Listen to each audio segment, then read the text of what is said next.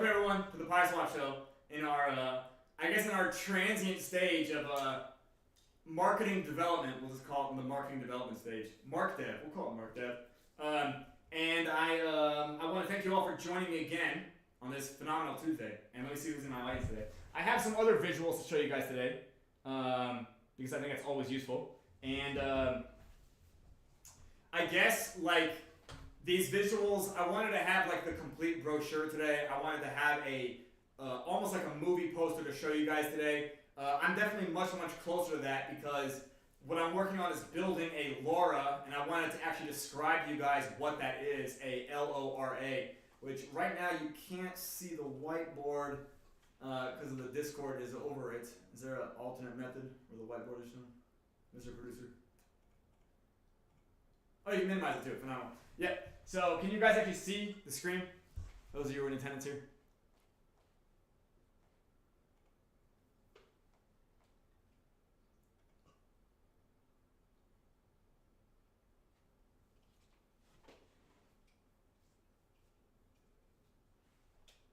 Phenomenal, phenomenal, phenomenal, phenomenal. Well, good morning, Trigger. Good morning, Trigger.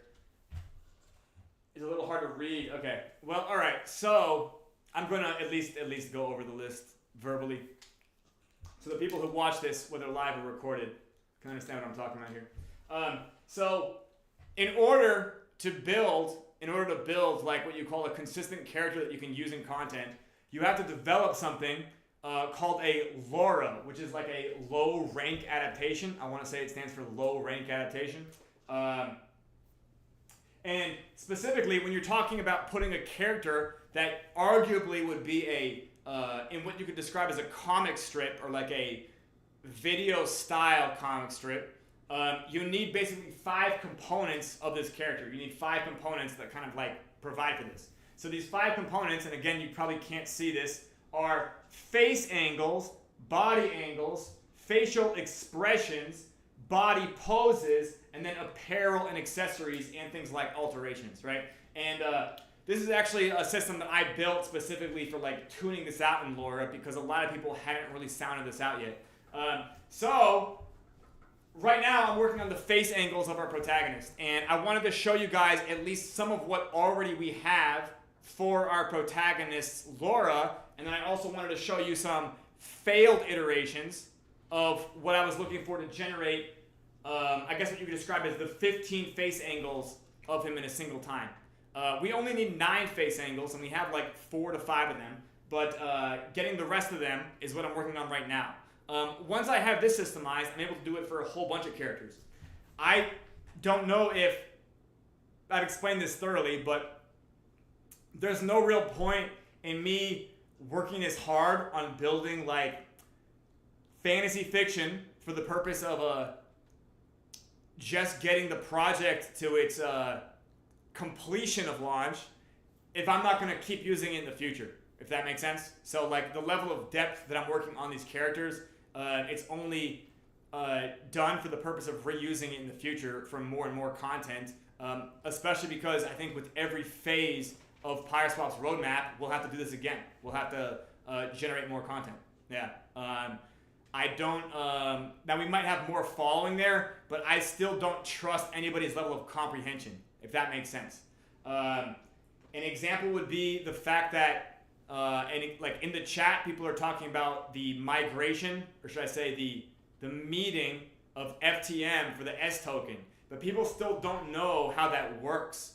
On PYRESWAP, we've been doing that since like December of 2023. I think that was the first time. Sorry, that was the decay. I don't remember. Okay. Since early 2024, over 12 months ago, we've already kind of tested this mechanism and how it works. But people still haven't like experienced that on their own, and therefore they kind of don't know like why it would cause a certain effect to happen.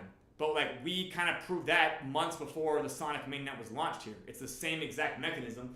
The only difference is they have a different like window. We have a 6-hour epoch that limits the amount of meeting to like 1% of 2 ohms total supply or whatever, or 3 ohm or Z ohm. Their numbers there are different, but it functionally achieves the same thing. So at every phase of Pyre, I think that I'm not serving anybody if I'm not teaching them like from the A to Z of like how something works. When we finish Learn Pyre here, there's like 5 questions that people are asked during what you call the blast off phase to demonstrate their comprehension, which is when would you want to buy Pyre Phantom and when? Sorry, and why? When would you want to sell Pyre Phantom and why? When would you want to hold Pyre Phantom and why? And when would you want to use Pyre Phantom and why? That's 4 questions right there, right? And the 5th question is like, well, that's, what are you thinking? And then how about them? Which means that as more and more people are considering these same reasons, there's going to be more and more divergence from these 4 basic strategies. More on that way later. But anyways, if there's no questions, I can give you guys a brief slideshow, I guess, of some of the images that have been generated. I put this together yesterday, so I'm already a bit more advanced in this now. But I figured I would at least show you guys how things look during the Mark Dev developmental stage. So, yeah, okay, here's one. So this right here is meant to be our protagonist, and you can see the art style is, it reminds me of like this type of PlayStation 1 type of game I played. It might have been something related to anime. But it's a little bit 2D, which is fine because we're going for 2D. But it also has like this very childishness to it. And this is just the top of the reject pile, but I wanted to show you guys what a face angle training set looks like when we get it right. We're not there yet. Go to the next one. Is it just right arrow key? Yeah, or what does it look like? There we go. Now this one right here is the nightmare version, where it looks like all 15 faces are behind some mystical curtain, or even better, behind a plastic sheet. Do you guys know what I mean? And I thought I would just throw this one in there for the sake of turning this into a horror show. You can go to the next one. This one is just more blurry, and it seems like the faces are more ethereally connected than the first one. The eye color is also wrong, which I just wanted to point out that he doesn't have blue eyes, but the AI, for whatever reason, wants to give this particular character blue eyes. You can go to the next one. Okay, this one, it made him like go through a certain phase. So now his hair is longer. He's he's growing up right in front of our eyes. One of them finally gave him facial hair up there at the top. Not in the middle though. You can go again, but I do like the style. This one, he cut his hair short. He's on his way to college. You can go again. This one, he's now taking hallucinogens in college. I'm sorry. These are all just reject piles. This has nothing to do with the story. This one, he's going through a goth phase now. Maybe he's getting into opiates. Maybe he's going down a dark path. He dropped out of college, and he started doing painkillers, and he's just dark now. Yeah. There. Okay, now he's back on LSD. He's getting into the Grateful Dead. I was talking about this with Mr. Producer, and we were saying how it looks kind of like the high school yearbook photos of the Metalocalypse guys. Do you guys know that particular show?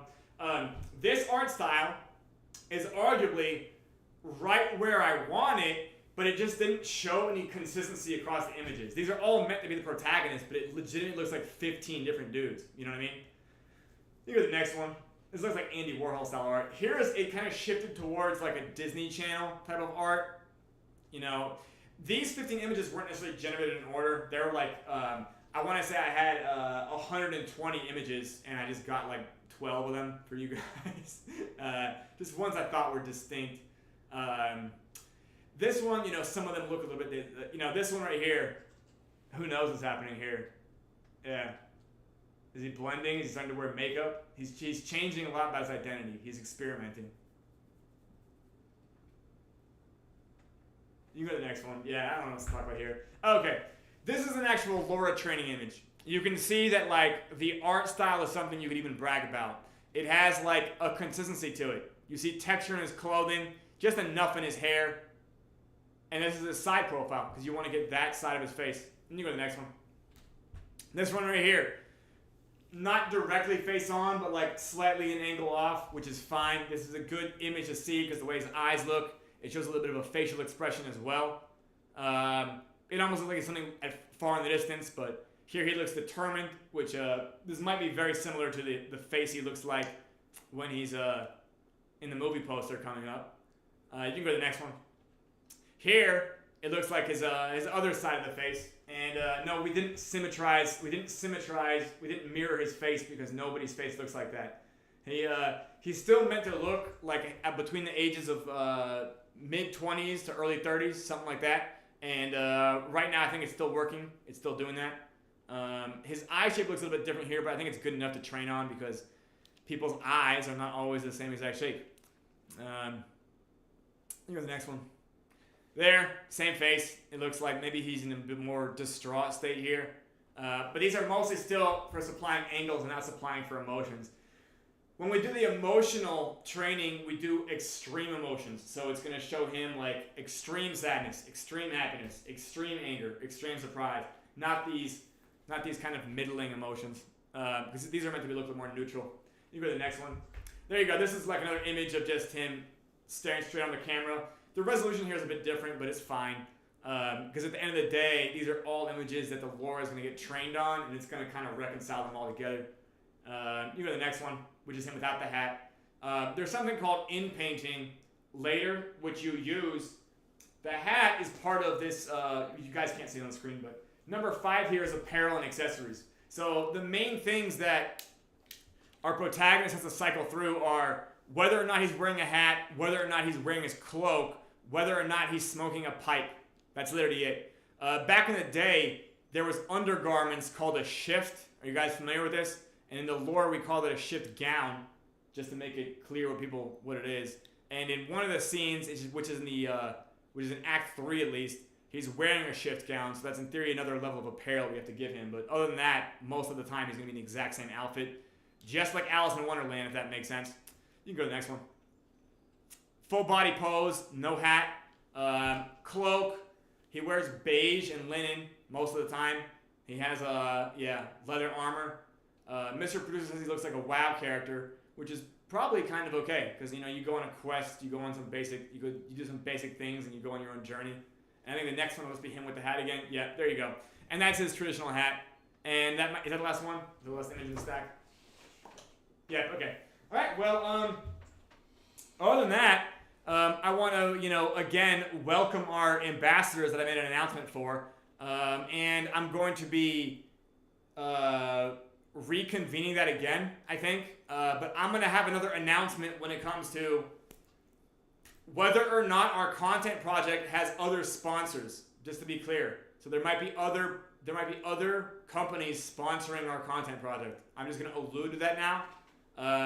If other companies financially sponsor it, we're going to turn that financial sponsorship into TVL on the decks. Does that make sense? Just throwing that out there. Okay, that's the plan for that. Specifically on the Phantom Opera. So we'll deepen the Bitcoin liquidity and things like that. Yeah, I know. How exciting. Anyways.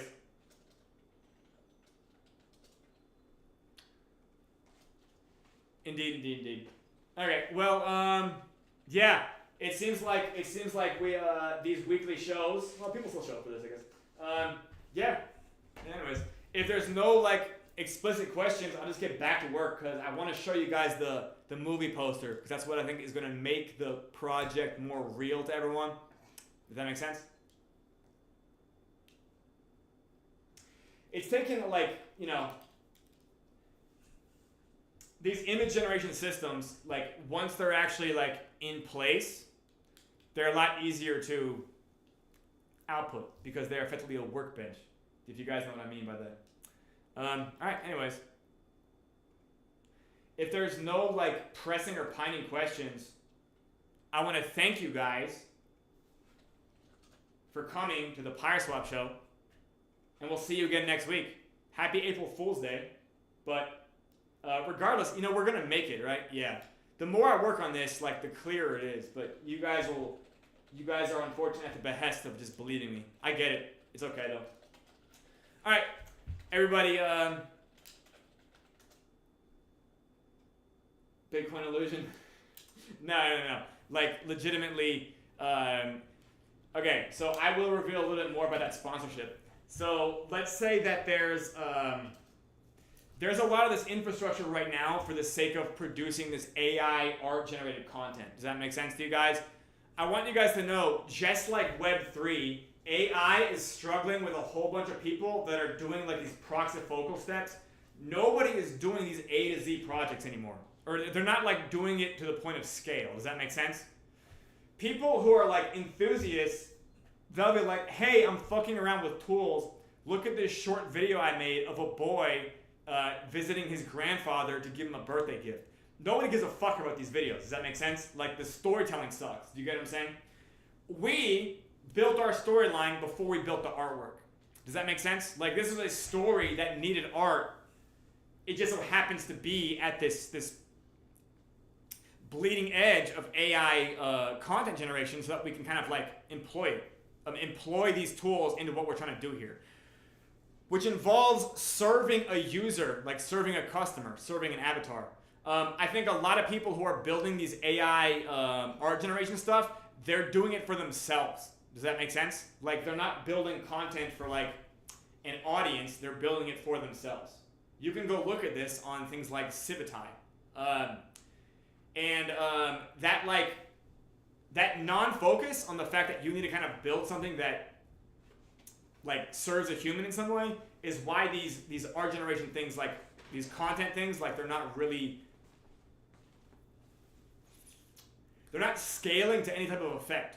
Therefore, all of these businesses that are invested in this type of things, they desperately need there to be like high effort proof of concept. Does that make sense? High effort proof of concept. It's the same way I look at Pyre for dApps. Does that make sense? Vitalik built Ethereum. He invented blockchains with smart contracts. He described 5 things to do with these smart contracts. Nobody has read this at all. Maybe Andre Cronje has. He's the only one who I feel like has read it. But regardless, like this proof of concept and like the application and like what it's meant to serve, whether it's a primitive or it's a dApp, you see more garbage like meme coins being generated. And these products don't last. They get attention, but they don't last. Well, we need to fucking fix that for all of Web3. We need to be a project that lasts and gets attention, right? And the way we have to do that is by both building something which has a use case that serves this customer, but we also have to market the project in a way that serves the customer. Do you guys understand that? These are like 2 different arms now. Yeah, and so the work continues. But the same thing applies to AI art generation.